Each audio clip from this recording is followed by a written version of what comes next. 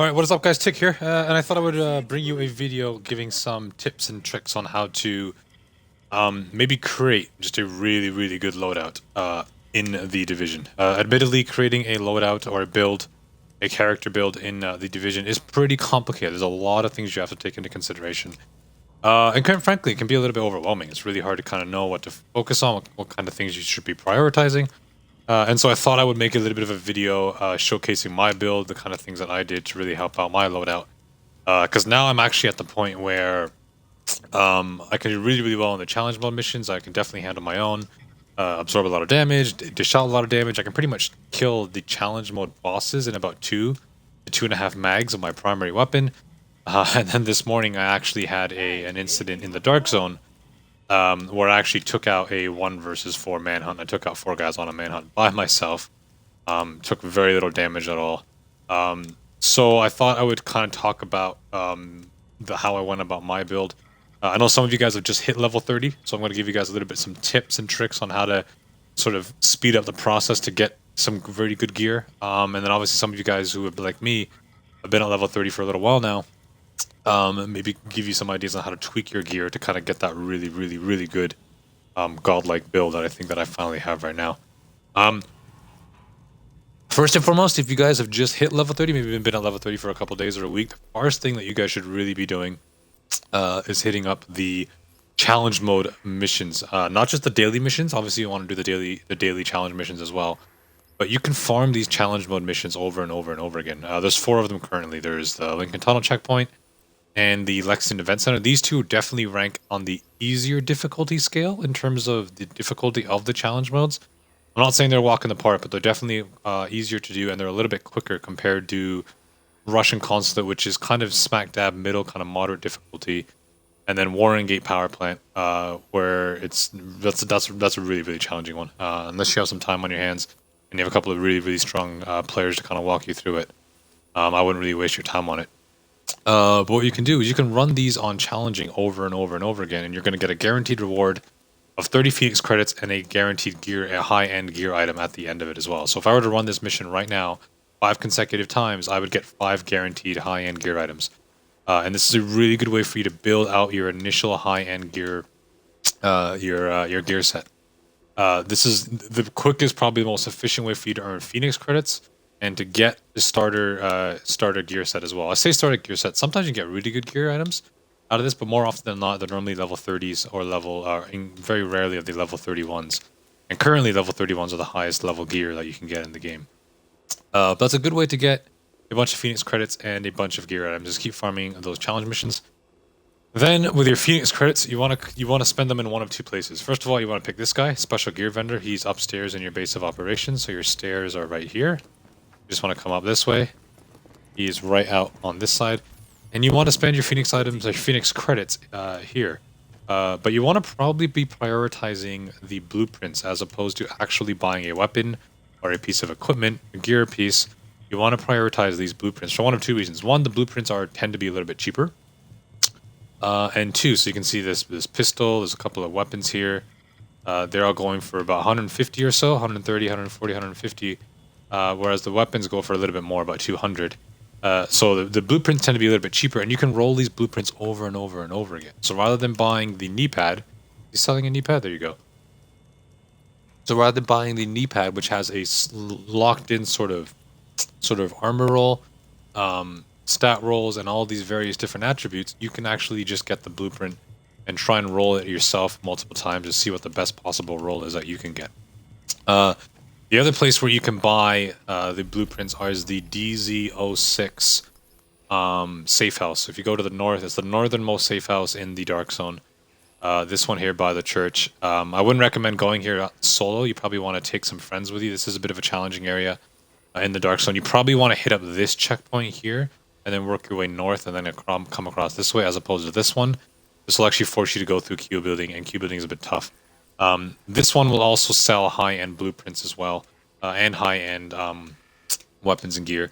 So you want to save up on your Phoenix credits, use the challenge mode missions to get a starter or initial gear set, and then spend your Phoenix credits on buying the blueprints to build out your best possible loadout from these 2 particular vendors. Note on this vendor, currently you need to be Dark Zone 50 in order to spend from him, in order to buy off of him. But on Tuesday, the 1.1 update, the April 12th update, that will eliminate that level requirement. I think it'll go down to 30. So that grind is going to be very nice and a little bit easier for some of you guys who are still working your way up.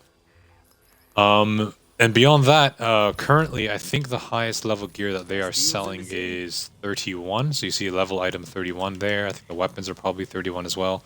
On Tuesday, that's going to change as well. That is going to go up to level 32.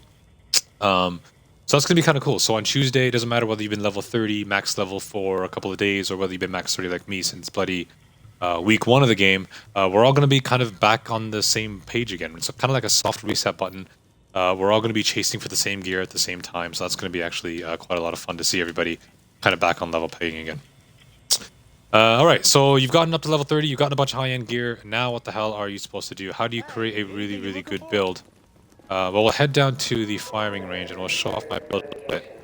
And I'll explain some of the things that I was kind of focusing on that kind of got me to this this kind of superstar build, because it really is a good build.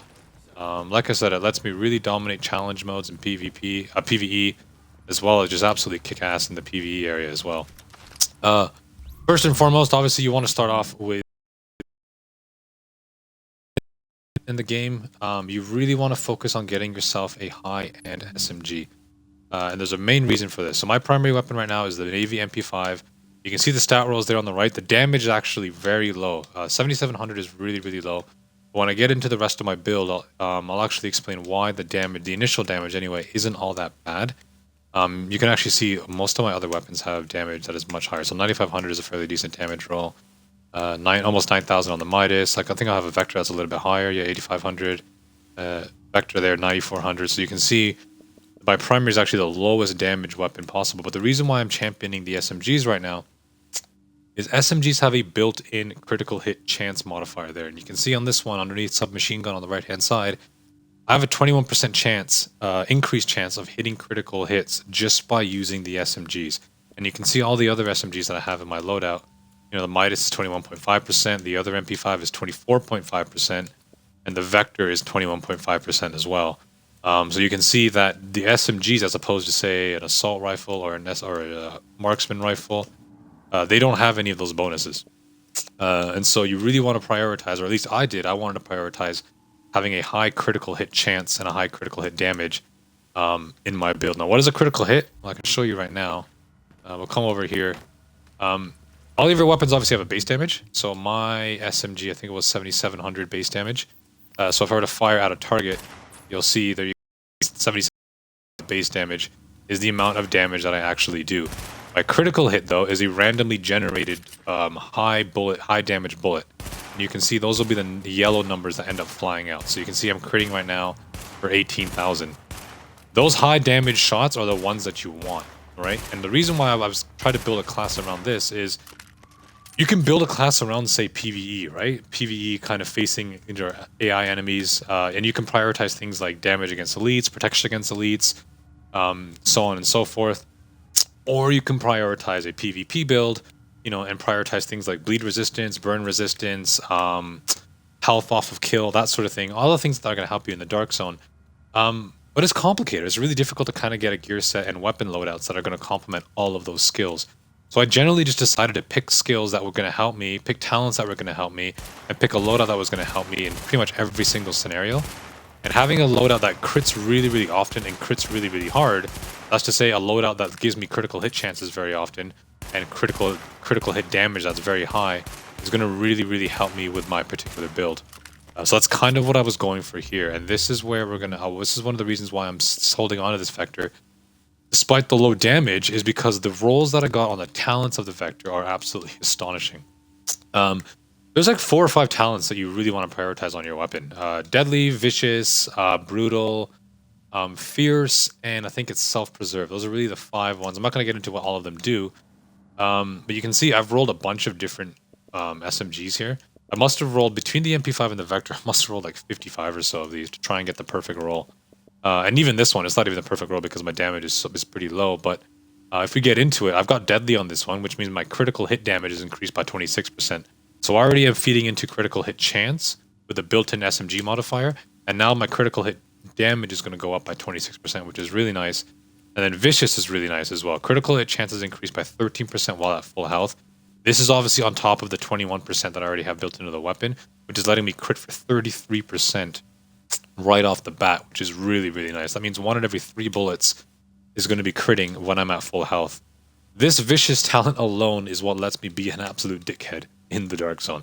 I'm the guy who wants to be starting off gunfights in the Dark Zone because I want to take advantage of Vicious, which only works at full health. Okay, so I'm obviously the guy that's going to be starting those rogue gunfights first. I want to be the guy that's killing people first, shooting people first.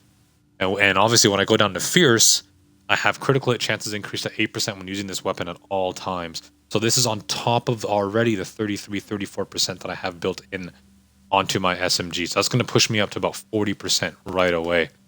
So already I'm critting on 40% of my shots on my MP5, on my primary. So already hopefully you guys are beginning to see the value of running an SMG in this game with some really good talents. And quickly looking at my attachments on it, you can see my large muzzle brake also has critical hit damage of 33%, and my optic, which is not even a high-end optic. I haven't been able to find a good high-end optic for my SMG yet, but it's got an additional 5.5% critical hit chance. So already I'm critting for 45%, additional 45% chance that I'm going to land a critical hit shot, and I've got an additional 33% critical hit damage on top of the 26% that I have built into the weapon. So already you can see that I'm building a weapon here that is allowing me to crit often and crit very, very hard. And the reason why this is working out for me really well is because whether you're fighting other players in the Dark Zone, whether you're fighting other bosses in the Dark Zone, or whether you're doing challenge modes, critical hit is always going to work out for you, right? You're always going to be critting. You're always going to want to have a chance to crit, and you're always going to have a chance to crit hard. And this is pretty much the crux of how I built my loadout so far. The other 2 weapons aren't really important. I'm actually using the Black Market AK. I actually really like this weapon now. I kind of went back and forth with this and the Caduceus.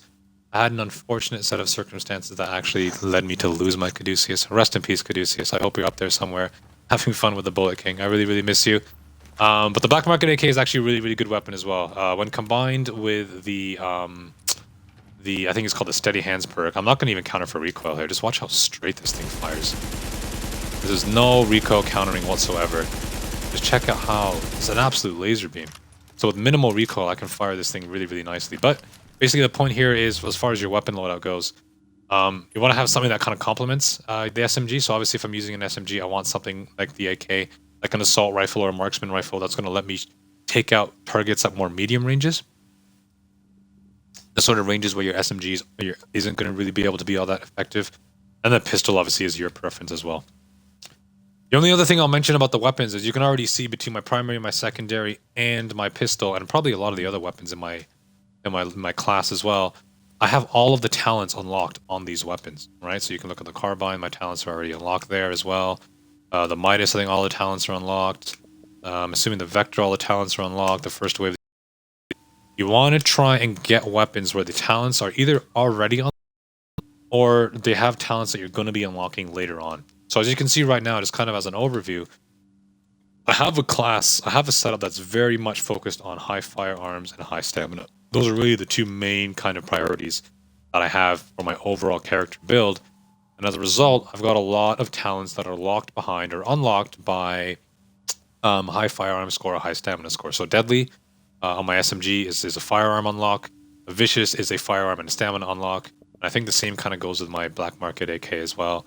You know, firearms and stamina, so on and so forth. And so, yeah, you want to prioritize having weapons where the talent is unlocked, and if it's not unlocked, then make sure it's locked behind either your firearms or your stamina or your skill or your electronics based on your build, right? So there's no point holding onto a weapon, in my opinion, if one of the talents is unlocked around electronics, for example. I'm not putting much into electronics in this game right now. I just don't really find a value for it. I just don't think having a high electronics build really is all that beneficial or valuable compared to a high firearms and a high stamina build. So if I end up with weapons that have, for example, this Navy MP5, the reason why I'm not running it is because I have Fierce unlocked by a high electronic score. I'm probably going to break this down later on. I don't really want to keep that around. All right, so that's just something else to keep in mind. These high-end weapons absolutely come to life when you have the talents unlocked. So that's obviously what you want to prioritize. All right, that's enough about the weapons. Let's get into the gear. The gear is probably the most complicated part about this game right now. It's really, really kind of tough to figure out what to prioritize in terms of your loadout, what kind of thing you should be focusing on, because any piece of gear has, and we'll just stick on the body armor right here. Any piece of gear has obviously a armor score, it has a talent, it has a main attribute score, it has major attributes, it has minor attributes, it has skill attributes, and in most of my cases, it actually has a mod slot as well. So this is obviously the most complicated and overwhelming part of your character build. So what kind of things should you guys be focusing on? First and foremost, if you ignore what my gear does, just focus on the armor score. And you can see that I've got a lot of very high high armor score gear. So my body armor does over 1200 armor stat. My backpack does over 900 armor stat. My holster 800, my knee pad 700, 500 for the mask, and a respectable 373 for the gloves as well. Armor is important. Armor dictates how much damage you can absorb from other bullets. And again, this is irrelevant on whether other players are shooting you, other AI enemies are shooting you in the PvP or the PvE environments in the game. I have a very, very high armor score right now. So high, in fact, that if I go down to survivability, my armor score here it's 4689. So you want to roughly be aiming for about 4600, because 4600 is going to give you 65% weapon damage mitigation. And what this means to say is that my armor currently can absorb 65% of the incoming bullet damage, which is just an outrageous amount of damage to be able to absorb. Right? So if you look at my health score of about 78,000, say 80,000, that's not a very great health score, but the fact that I'm able to absorb 65% of incoming damage is actually really, really good. And the reason why I say you want to aim for about 4600 is because 65% weapon damage absorption or weapon damage mitigation is actually the highest that you can go. The first thing that you want to do, obviously, is you want to focus on armor, get that stat up to about 4600 combined, and get that max damage mitigation. That becomes really, really important in your character build. And just to show you, I think I have a couple of pieces here. Yeah, so there you go. I've got a higher armor gloves. I'll put that on. I think I have higher armor knee pads. I'll put those on. So I've increased my armor by about 100 or so as well. And you can see that my survivability, my armor mitigation hasn't actually increased. It's stayed at 65%, which is the max. So that's really, really important for you to figure out as well. Make sure that you are at the cap for armor mitigation, but make sure you're not overshooting it, because you're essentially not getting any value for it as well. So we'll come back down to where we were. This is good because combined with 80,000 health, which again isn't too bad, but it isn't that great, I can absorb a ton of damage. So if I'm going up against someone in the Dark Zone who has an assault rifle that does, say, 10,000 damage with his assault rifle per shot, and he's shooting me, his assault rifle shots are only doing 45% damage on me. He's only hitting me for about 4,500 health points, which is really, really valuable. This makes me really tanky in challenge mode. This makes me really tanky in the Dark Zone, and it really is a good place to start in terms of where to take your character and where to take your character build. All right, let's move on to the specific armor sets, because as you can tell right now, most of my gear and the strength of this class comes from its gear, and I've got some pretty good gear right here. First and foremost, though, you can already get an idea of what we're going for. We're going for a high critical hit chance build, high critical hit damage build, and then beyond that, I'm prioritizing a lot of things that are gonna help me in both scenarios. I'm not going to focus too much on the Dark Zone. I'm not going to focus too much on PvE. I'm just going to focus primarily on areas where I can get help in kind of those everyday scenarios, kind of help everywhere. So first thing is the hybrid armor. It's got a nice cooldown, a nice talent. It's called Rapid. I'm not a huge fan of this particular talent compared to some of the others on the body armor, but I'm going to go ahead and take it. It's got a nice stamina roll. But the major attributes you can see right there, I've got bonus health and I've got bonus armor. Again, those are two things that are going to help you out, in both the PvE and the PvE scenarios. So that's definitely something that I think you guys want to keep in mind as well. Increased kill XP, that's not too bad. I would probably like to switch that out for something else. And then the skill, I don't really use the turret either, so that's not that big of a deal for me. But the mod slot is going to give me additional stamina, which is always very useful. And then there you go, an extra critical hit chance modifier there as well. So you can see that I'm really trying to prioritize things that are going to help me in all scenarios. The talent is a little bit average, so I don't really mind that.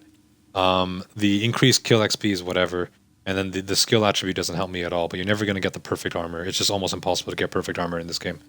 But we'll go ahead and take that. This is my secondary piece, so if I ever need a little bit extra DPS, I got a nice talent on here as well. Vigorous grants overheal to all healing skills. That's really, really good if you're doing solo Dark Zone. Then I got a secondary Strike Vest here, which also has Vigorous, which I probably don't even need right now, do I? Yeah, we'll just go ahead and delete that. Maybe we'll do it later. Alright, and then moving on to the mask. Rejuvenated is actually a really, really good talent. It's probably one of the better talents on the mask itself. Popping a medkit will remove all negative status effects, so this is good in both PvE and in PvP. Obviously in PvP now, as people are becoming wiser to other players' performances, they're using things like incendiary grenades and negative effect grenades, flashes, stuns, all those kind of things. If I'm ever caught in this situation where I'm stunned or really good, I use the sticky bomb a lot as well, so that's really, really effective for me. And then some additional stamina and some additional armor based on the mod that I have within the gear slot.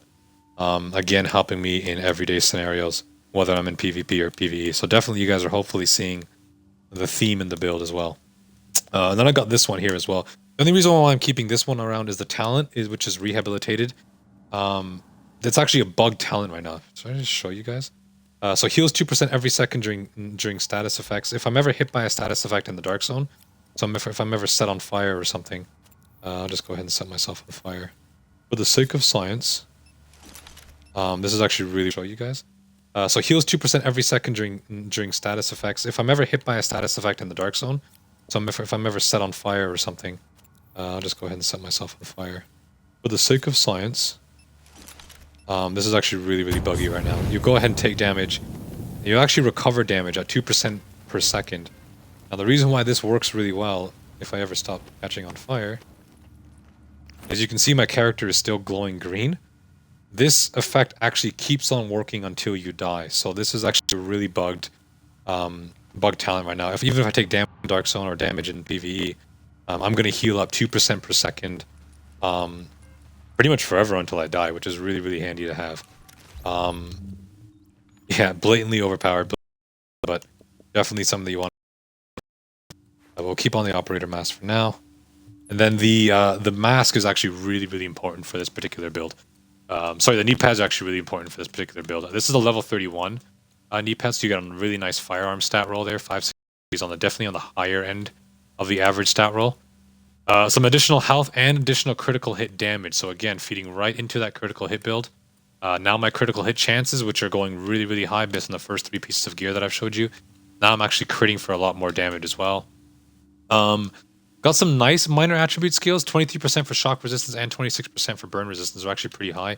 94% scavenging is actually really, really nice. I would almost mind not having that on a key piece of gear and kind of having that on a secondary piece of gear, so that maybe I can just throw that on when I'm farming. I actually have a chest piece. I don't think I showed you guys. This purple chest piece, which has 2 mod slots. And then I have this piece of armor, which also has 2 mod slots. And I normally throw a bunch of scavenging mods into one of these two when I go on, some boss farms or something like that. So I wouldn't mind this knee pad having a separate stat there, and then maybe having scavenging on another one. But I mean, it works really, really well. Those are 5 rolls there between my major and my minor attributes that are going to help me in all scenarios. This one's a bit bugged. It says I have a mod slot on here, but I don't actually have a mod slot on here. I don't know why it says that, but it's a very good knee pad. And then I've got first aid, ally heal. First aid is probably my most used skill talent. So I actually really, really like that as well. Over to the backpack, the operator pack. Again, nice roll on the firearm stat. 550 is actually really, really nice. It is a level 31, so that's what you would expect. That's definitely on the higher roll. I think the max would be like 575 or something like that, so that's actually a really good roll. Again, we're looking at keeping things that are going to help us in all scenarios. So armor obviously is going to help me everywhere. Extra ammo is going to help me everywhere as well. And then this one actually has a really nice skill attribute as well. I get sticky bomb bonus and a pulse critical hit damage bonus as well. And pulse and sticky bombs combined with first aid are really the 3 main sort of skills that I use in this game. And then I think I got bonus stamina and bonus health. So again, 2 things that are going to help me in all of the scenarios. We'll skip the gloves. We'll come back to the gloves in a minute. The holster, again, this is a really, really good holster. I've got nice rolls on all 3 stats. firearms, stamina, and in electronics. Again, armor is going to help me everywhere. Pulse critical hit damage as a skill attribute, that's not too bad either. And for a level 31, that's a little bit weak on the firearm roll, but you more than make up for it by having rolls on everything else. The talents, did I talk about the talent on the knee pad?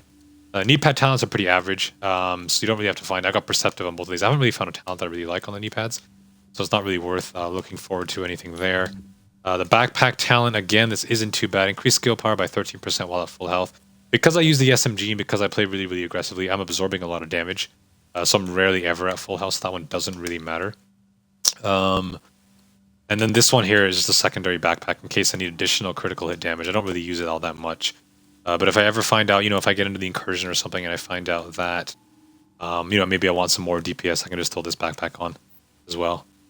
And the reason why I left the holster to last is because the gloves to last is this is actually pretty much a god mode glove roll for me. Actually, this is a level 30 that I found in the challenge mode yesterday. So it isn't necessarily the best firearms roll, but based on the major attributes, it's perfect, right? So the major attributes, I got an increased critical hit chance, increased critical hit damage, and increased SMG damage, which is absolutely perfect for my build right now. I'm going for a build that is going to complement my SMG's critical hit ability. So I've got a bump in critical hit chance and in critical hit damage. This is absolutely perfect for me. And then the skill attribute is pretty weak. Support station, I don't use it, but you're not going to get perfect gear, like I said before. Just to give you a influence on how important having critical hit chance, critical hit damage, and SMG damage is on these gloves. If I were to take these gloves and take them off, I would actually lose almost 20,000 primary DPS. Actually, this is my secondary DPS. I don't know why I moved to secondary. Go back to primary. Alright, it looks like it's bugged. But I would actually lose, let me just put it on right now. So primary is 161. If I went ahead and put that on, my primary goes down to 142. So I'm losing quite a lot of DPS. And I think this one already has critical hit damage too. So losing just 2 of those attributes is costing me a ton of primary DPS. Losing all 3 would cost me even more. So that's a really, really good roll on the gloves. Then I have a couple of secondary things too, so I can be a little bit more flexible. So if I wanted more health, I could swap out some of these other secondary pieces, get my health up to a nice kind of double 100,000 for DPS and health as well. But basically, that's kind of the route that I've gone with in terms of my overall class builds. It's a lot of finding pieces of gear that have things that are going to complement me in almost every single scenario. And that becomes just absolutely vital for me. This lets me now, with my critical hit, and I'll show you if I can. I don't know how to reset this bug. Did that do it for me? Yeah, okay, there we go. So there you go. So on my SMG, and I know it says secondary, but this is actually my primary number as well. I have 60% critical hit chance. That means 60% of my shots are going to land for critical hits, which is outrageously high. And of course, I think that's the max. I'm a bit suspicious about why the number is so round, but I believe that is the max. I actually don't have any mods or anything else that'll let me boost my critical hit chance. So I believe 60% is the max. So I'm critting really, really frequently, probably as frequently as I can, and then I'm doing extra critical hit damage of 132%. So I'm doing over double the amount of damage when I'm critting, and then obviously I've got 93% headshot damage as well. This is what mitigates the fact that my weapon does pretty weak damage. Okay, is the fact that I'm critting so damn often, and that I'm hitting my critical hits for a really, really, really high amount of damage. Okay, and this is where you can get to see with my Navy MP5, is that the yellow numbers just fly all over the place when I'm trying to shoot someone. And doubly so when I'm hitting for the headshots as well. So I'm getting 30,000 headshot critical. And this is without using Pulse or my booster shot mod. If I were to go ahead and use those, particularly to start off a gunfight in the dark zone or something, what am I hitting for my heads? I'm hitting 46,000, about 47,000 headshot. So if I was going up against someone who had a similar build like me, 47,000 headshot critical, I would take myself out in like 2 to 3 shots without any armor mitigation. So you can hopefully get the idea and the sense of how quickly I'm dropping people in the dark zone, how quickly I'm dropping people in the PvE world as well, challenge modes and all that. So hopefully that gives you a bit of an idea of how I went about building my class. Definitely focusing on critical hit chance, critical hit damage, prioritizing the benefits of the SMG, and then generally picking out gear attributes that are going to help me in pretty much everyday scenarios as well. So let's talk overall about how you can kind of tweak your gear to sort of come in and just sort of improve kind of what sort of benefits you get. I think the best way to maybe do this would be to see if the vendor over here has a piece of gear that we can maybe recalibrate, because recalibrating is extremely useful in this game, and I don't think people quite understand how important it is. So if I just go ahead and buy this holster, actually that's perfect. Let's go ahead and buy this holster, and let's just assume for the sake of this video that the holster is the best holster that we have. Let's ignore the operator holster. Talk about the holster. We'll head back up to recalibration. Recalibration is an extremely valuable tool in this game, especially when you get to end game and you have high-end gear. If we go to the holster right now and have a look at the holster, you can see it's got a fairly moderate firearm stat of 427, fairly decent electronic stat of 382. Doesn't really matter to us though, because we're not really feeding into electronics, right? Major attributes such as pistol damage, protection from elites, and let's say assume we're someone who uses mobile cover.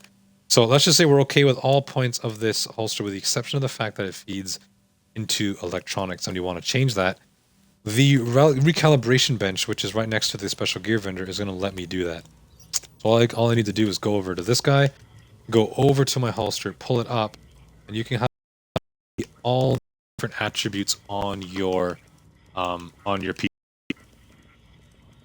And you should get into the habit of just rolling through your gear and having a look at all the different possibilities that you can get on your particular piece of gear. So you can see, you know, if I wasn't too happy with pistol damage, for example, I could trade out pistol damage potentially for more armor, an additional gear mod slot, or additional skill haste. None of those really appeal to me. Protection from elites, again, none of these other additional recalibrations really appeal to me. And then mobile cover, I could probably go for something that is more consistent with my build, maybe some more pulse critical hit damage, maybe first aid ally heal, or some sticky bomb stuff. But right now, because we have a build that is prioritizing primary DPS and health, having a holster with an electronics bonus on it doesn't really help us. You've already talked about how I don't really like electronics in this game, at least right now. So what we can do is we can try and recalibrate that electronic stat and see if we can maybe go for additional firearms or additional stamina. So if I go down to electronics, which is actually the first one up here, it'll show me the possible recalibrations, which will say that I can possibly get a higher electronics roll, or I can trade that electronics roll for stamina. Now, the important thing to note about recalibrating is I can only recalibrate one slot on this particular gear. Okay, so you want to be careful and pick the best solution for you. You can recalibrate that particular slot as many times as you want. The cost will actually increase, but you want to make sure that you pick the right slot. So for me, on this particular holster, let's assume that we're extremely happy with these other 4 attributes. When we don't like electronics, we're going to go ahead and recalibrate electronics, and it's going to cost us 15,500 normal credits. So we're going to go ahead and spend that. We're going to hope that we get a nice roll, and there you go. We have a couple of options for electronics, as for stamina, which is the one that we were looking for here. So you do get options. You do get options on which one that you can pick. The other thing I wanted to note is you actually get the original option back as well. So if you don't like the rolls that you get, you can always go back to the option that you originally had, which is the 382 electronics. Thankfully, I managed to get stamina right out of the way. So we'll go ahead and we'll pick stamina. And now you're going to see it's going to slap stamina back onto that holster. And now that slot is locked in. On this holster, I can now only change that particular slot again. 371 stamina isn't all that bad of a roll, but I can actually roll a lot more if I needed to, right? So if you have a look on the right-hand side, it says the possible recalibrations can fall somewhere between 360 stamina and 441 stamina. So I'm going to go ahead and roll this again and see, hopefully, if I can get some more stamina. It's going to cost me a little bit more to do. Each recalibration is going to cost me a little bit more. And there you can go. There you go. I've got a 406 stamina. So I can go ahead and replace this. So with 2 recalibrations, I've actually replaced electronics with stamina and then improved my stamina quite a lot. This becomes an invaluable tool to help really tweak your gear set in order to have the attributes and the bonuses that you want. And if you actually go through every single one of my gear pieces here, you'll notice that most of them already have recalibrations on them. So I've gone ahead and so the operator mask, I've gone ahead. It looks like this one, this one actually costs Phoenix credits. High-end gear will cost Phoenix credits to recalibrate until next Tuesday, April 12th, when 1.1 hits. When 1.1 hits, you will actually be able to recalibrate high-end gear using normal credits, just like the purple gear. But it looks like I was trying to go for something better than the sticky bomb explosion radius, and it looks like I spent quite a lot of credits trying to get there, and I couldn't really get it. So there you go. Hybrid armor, it looks like I increased health on the hybrid armor. Operator pack, it looks like I went for pulse critical hit damage bonus. And then the gloves, I went for SMG damage. Actually, it was really, really nice. Can I get more SMG damage here? 369. It looks like the max I can get is 385. So that's actually a fairly decent roll. Operator holster looks like I went for a little bit more armor. And then for the Spec Ops pads, it looks like I went for critical hit damage at 17%.